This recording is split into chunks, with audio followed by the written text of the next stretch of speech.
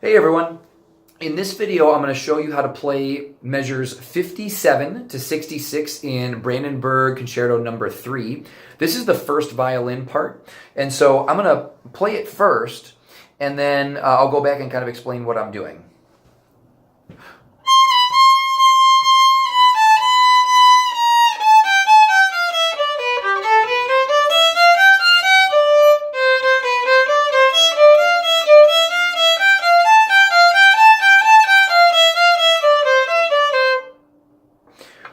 Okay, so there are a lot of notes in this section, but once you kind of isolate the different measures and things like that, it is not as bad as it looks. So let's talk about measure 57.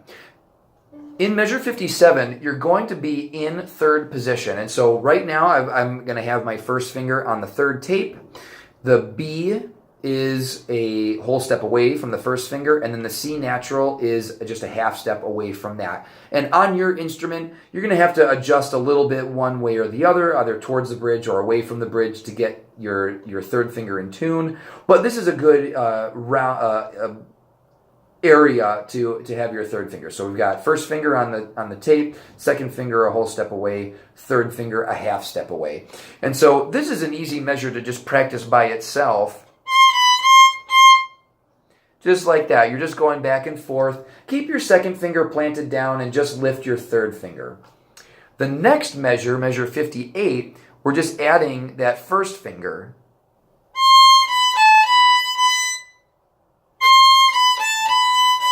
And so all you have to do is just practice that measure by itself just a couple of times, just to get the feel of, oh, that's the pattern, that's when I lift and lower my fingers, and so on and so forth.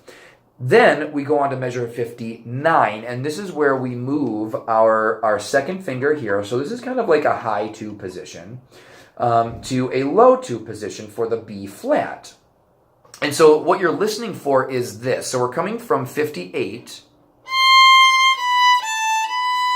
and then there's the B flat. So our second finger is just scooting down one half step from where it was.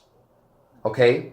So I'm going to play measure 57, 58, and then I'm going to stop on that B flat just so we can hear that little section. 1.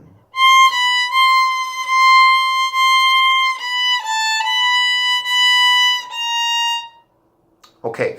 Now after that B flat, you're going to shift back to first position, and then you're there for the rest of these eighth notes. So when you're shifting, have the destination in mind. So you're here. The B flat is a low 2, but your first finger is on the A. So really, all you have to do is, after you play the B flat, your third finger goes where your first finger was. And so you can just practice, honestly, just going back and forth, first finger A, third finger A, first finger A, third finger A. If you do that 10 times, that's plenty. Because what you want to feel is, what is it going to feel like when I shift back? It's going to feel like that. So just isolate that shift. Once you're in first position, then you'll be in good shape. So I'm going to start in measure 59 on the B flat and just show you that shift in slow motion. So here we go. This is the B flat.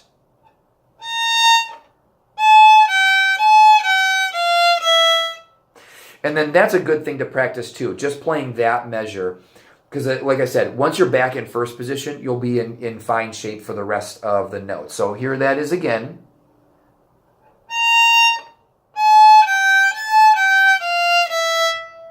So I would practice that another 10 times or something like that, just until you get really comfortable with how far away that your fingers are moving, and then also to make sure that you're being really accurate with your finger placement.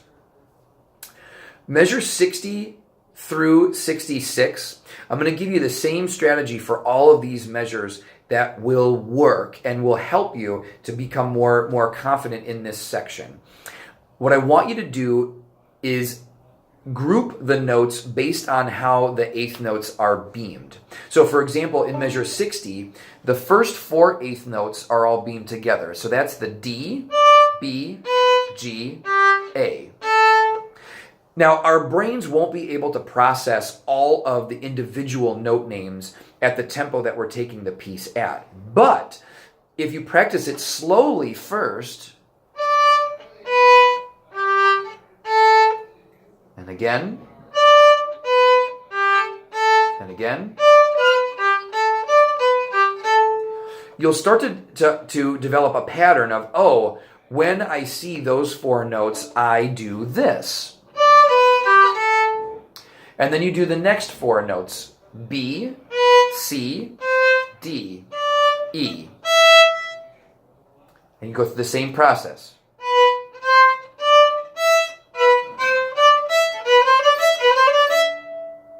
And go as fast as you feel comfortable with. You don't have to go like super duper fast or anything like that. So that's the strategy. Work on a chunk within the measure. Just 4 notes at a time. And then put them together. And that will be really really helpful for you. In measure 61, same thing. Make sure that you've got a low 1 for the F naturals and a low 2 for the G. So you're just going to play those first 4 eighth notes in 61. And again. And a couple more times. And that won't take you very long at all. You could probably just do that maybe 3 times and your finger will know what to do. The next notes, the D and the C, so that one you're going to have to count out loud. 3 and 4 and. 3 and 4 and. 3 and 4 and. So then you combine those 2. 3 and 4 and. And then you move on. Measure 62. So practice those 4 notes, then you practice the next 4. Again, low 1. Oops. So there's that low 1 for the F natural. 63. Low 1 again. The next 4 notes. Another low 1. Measure 64. Another low 1. Next 4 notes. And then so on and so forth. Once you've got that pattern in your head of, oh, when I see that group of 4 notes, this is what my finger does, your confidence in this section will skyrocket. And if you have any questions, just let me know. I'm happy to help. Happy practicing.